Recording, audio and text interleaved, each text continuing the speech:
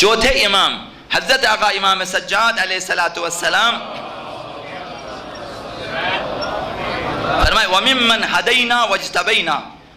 قرآن مجید میں یہ آیت ہے، آیت کا ایک حصہ یہ ہے، خداوند متعال فرماتا ہے کہ وہ لوگ جنہیں ہم نے ہدایت دی اور برگزیدہ کیا. وَمِمَّنْ هَدَيْنَا جنہیں ہم نے ہدایت دی، اور وَاجْتَبَيْنَا ہم نے برگزیدہ کیا، انتخاب کیا. اس بارے میں فرمایا کہ فَهُمْ وَاللَّهِ شِيعَتُنَا، یہ جو ہدایت دی گئی ہے اور انتخاب ہوا ہے یہ ہمارے شیعہ ہیں، شیعیان اہل بیت ہیں. خدا نے انہیں ہدایت دی ہے، ہدایت براہ ولایت جو کہ صراط مستقیم ہے.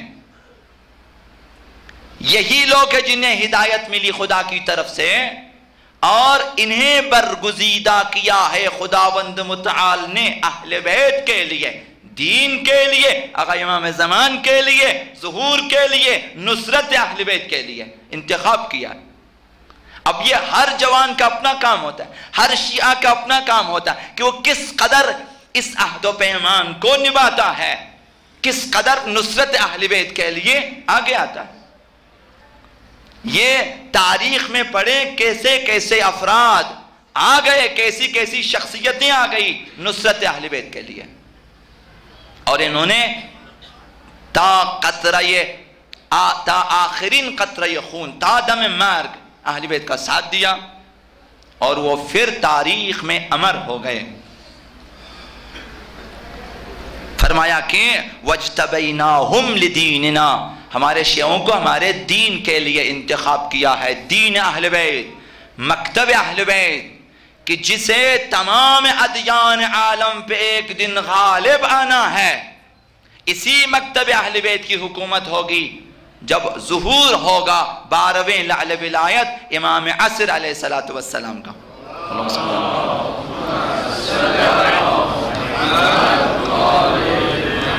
تو ایسی بہت ساری باتیں وضاحت کے ساتھ، مثالوں کے ساتھ، تاریخی مثالوں کے ساتھ نوجوانوں کو بیان کرنے کی ضرورت ہے تاکہ ان کے دلوں میں اہل بیت کی محبت پیدا ہو جائے. یہ کہ انسان مودت اور پیروی اہل بیت کی توفیق حاصل کر لے، یہ بہت ارزشمند چیز ہوتی ہے جو ہر کسی کو نصیب میں نہیں آتی. اللہ کی اس عظیم نعمت پر کہ شیعہ ہونے کی توفیق دی، اس پہ ہمیشہ خداوند متعال کا شکر گزار رہنا چاہیے. آقا امام حسین کے بارے میں تمام عزاداروں کو چاہیے کہ اس بات پہ توجہ دیں، تمام زائرین اہل بیت کو چاہیے کہ توجہ دیں. اگر اس پر توجہ دیں، اور ایسی اور بھی حدیثیں، میں صرف ایک حدیث عرض کروں آقا امام حسین کے بارے میں، اگر توجہ دیں آپ کے دلوں میں محبت حسین ابن علی، محبت اہل بیت علیہم السلام بہت زیادہ بڑھ جائے گی. کبھی آپ نے سنا ہوگا، بعض نے نہیں سنا ہوگا، حضرت آقا امام صادق علیہ السلام ارشاد فرماتے ہیں ان الحسین ابن علی عند ربہ عز وجل.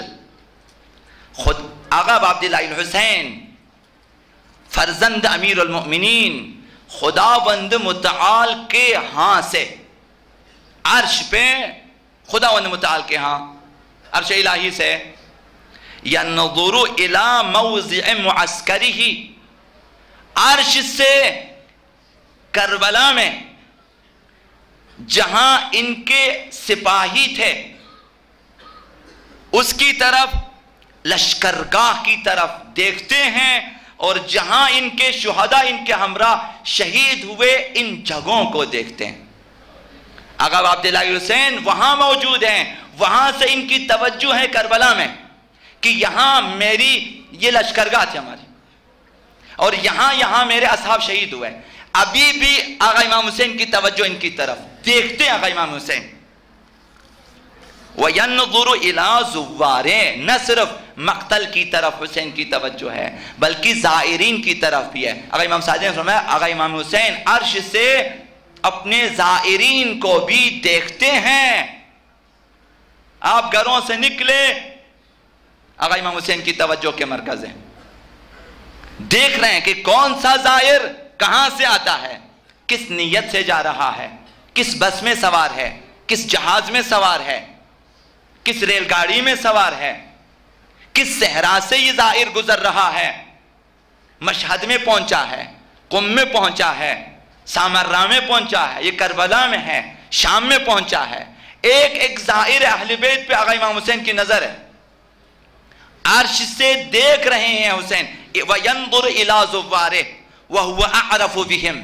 اور آقا امام حسین نہ صرف یہ کہ ہم لوگ اس طرح دوربین لگا کے دیکھتے ہیں کہ ایک ایک شخص جا رہے ہیں ہمیں اتنا پتہ ہے کہ یہ زائرین ہیں، مثلا اس طرح نہیں. آقا امام حسین کے بارے میں وَهُوَ أَعْرَفُ بِهِمْ، آقا امام حسین انہیں پہچانتے ہیں.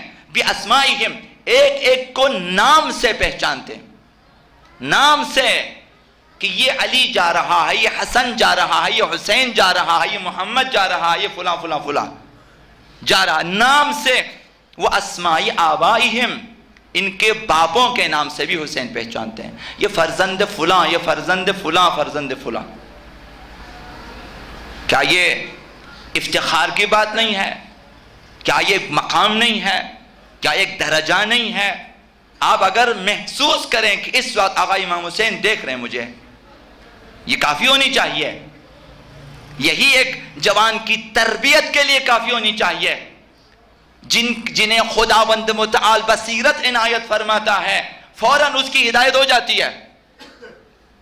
بعض ایسے اصحاب ہیں جنہوں نے قرآن مجید صرف ایک آیت سنی ہے، ایک آیت کے بعد کہا کہ یہی کافی ہے میرے لیے. تا آخر عمر اس نے ہدایت حاصل کی، راہ اسلام پہ آ گئے. ایک آیت سنی، ہدایت ہو گئی. ایسے چوروں کو ہم جانتے ہیں جو چوری کرنے کے لیے گئے، کسی گھر کی دیوار پہ چڑھے، اس نے ایک آیت سنی ہے. کیا وہ وقت نہیں آیا کہ انسان مثلا ڈرے، تقوی الہی اختیار کرے؟ خوب وہاں سے ہدایت حاصل کی، کہا کہ ہاں وہ وقت آیا ہے، اب مجھے ڈرنا چاہیے. چوری کا ارادہ چھوڑ دیتا ہے، ہدایت حاصل کر لیتا ہے. تو دعا کرے خداوند متعال سے کہ کہیں کوئی ایسی بات مل جائے کہ میری ہدایت ہو جائے. جن کی ہدایت نہیں ہونی ہوتی، ایک عمر وہ مجلسوں میں بیٹھے ممکن ہدایت حاصل نہ کریں. ایک عمر پیغمبر اسلام کے ساتھ رہنے والے منافق بنے ہیں، قاتل بنے ہیں. تو ہماری کیا گارنٹی ہے؟ ہمیشہ دعا کریں خدایا ہدایت، اللہم اہدنا من عندک، خدایا ہمیں اپنی جانب سے ہدایت دیں. ہدایت پانے والے کبھی کسی معمولی چیز سے عبرت حاصل کرتے ہیں اور ہدایت حاصل کرتے ہیں. فرمایا کہ وَهُوَ أَعْرَفُ بِهِمْ بِأَسْمَائِهِمْ وَأَسْمَاءِ آبَائِهِمْ. آقا امام حسین عرش سے دیکھ رہے ہیں ہر زائر کو، اس کے نام کے ساتھ، اس کے باپوں کے نام کے ساتھ، آبا و اجداد کے نام سے جانتے ہیں. وَدَرَجَاتِهِمْ، ان کے درجات کو بھی جانتے ہیں. کون ایمان کے کس درجے پہ، کون تقوی کے کس درجے پہ ہیں، یہ بھی جانتے ہیں. تو ایک جوان کو چاہیے کہ ہوشیار ہو جائیں، خبردار ہو جائیں، کہیں میرے تقوی میں کمی نہ آ جائے، کہیں میرے درجات کم نہ ہوں. کہ اتنے زائرین جا رہے ہیں، میرے درجات بہت کم ہیں، شرمندگی ہے. کوشش کریں اپنے تقوی بڑھا دیں، اپنے ایمان کو بڑھا دیں تاکہ درجات بڑھ جائیں. نہ صرف ناموں کو جانتے ہیں، وَدَرَجَاتِهِمْ وَمَنزِلَتِهِمْ عِنْدَ اللَّهِ عَزَّ وَجَلَّ، اور یہ بھی جانتے ہیں خدا کے ہاں اس زائر کا مرتبہ کیا ہے، اس شیعہ کا مقام کیا ہے. یعنی آقا امام حسین علیہ السلام اس طرح جانتے ہیں. من احدکم بولدہ، یہ پہچان، یہ معرفت کسی باپ سے زیادہ ہے جو اپنے بیٹے کے بارے میں معرفت رکھتا ہے، اس سے کہیں زیادہ.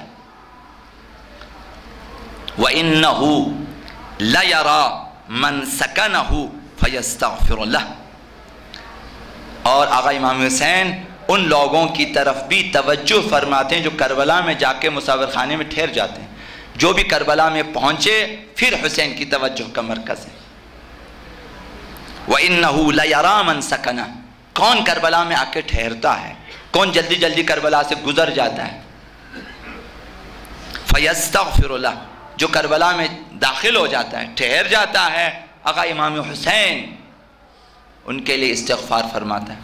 آقا امام حسین کہ خدایا میرے اس زائر کو فلاں فلاں زائر جو کربلا میں اب داخل ہو چکے ہیں، کربلا میں بھی دیکھ رہے ہیں آقا امام حسین، ان کے گناہوں کو اگر آقا عبداللہ الحسین ایک بار خداوند متعال سے طلب کریں کہ یہ زائر بخشا جائے، پھر آپ کیسے تعجب کرتے ہیں کربلا جا کر آنے والے زائر کے سارے گناہ معاف ہو جاتے ہیں؟ تعجب نہ کریں.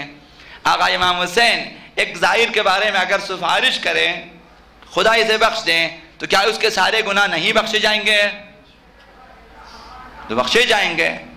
بات رہ گئی حقوق کی، وہ انشاءاللہ ادا کریں گے.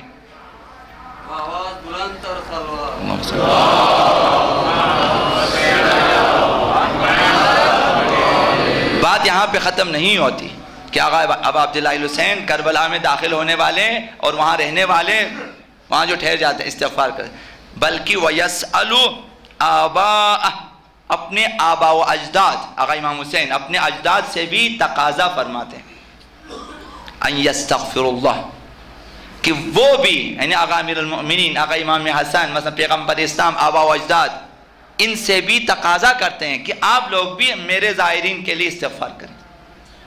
پھر کیا مقام؟ یہ زائرین کا مقام ہے.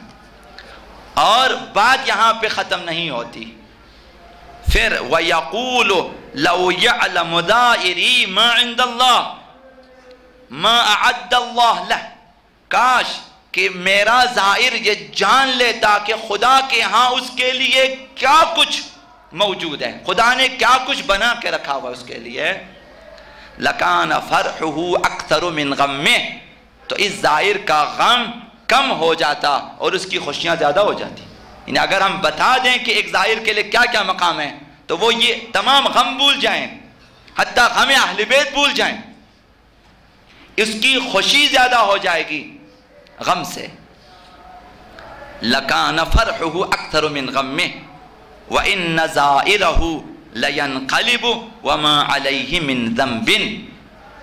جب آقا امام حسین عرش علا سے توجہ فرمائے اور استغفار کرے اور آبائے اجداد آقا امام حسین استغفار کرے تو یہ ایسا ہوتا ہے جب وہ زائر واپس پلٹتا ہے، ما علیہ من ذنب، اس پر کوئی گناہ باقی نہیں رہتا، صاف ہو جاتا ہے. شیعہ بننا ضروری ہے، تقوی اختیار کرنا ضروری ہے، معرفت اہل بیت ضروری ہے، باور کرنا چاہیے کہ اہل بیت کس قدر عنایات رکھتے ہیں ہمارے اوپر. اس طرح محبت اہل بیت بڑھ جائے گی. محبت اہل بیت بڑھنے کے سبب ہم گناہوں سے دور ہو جائیں گے.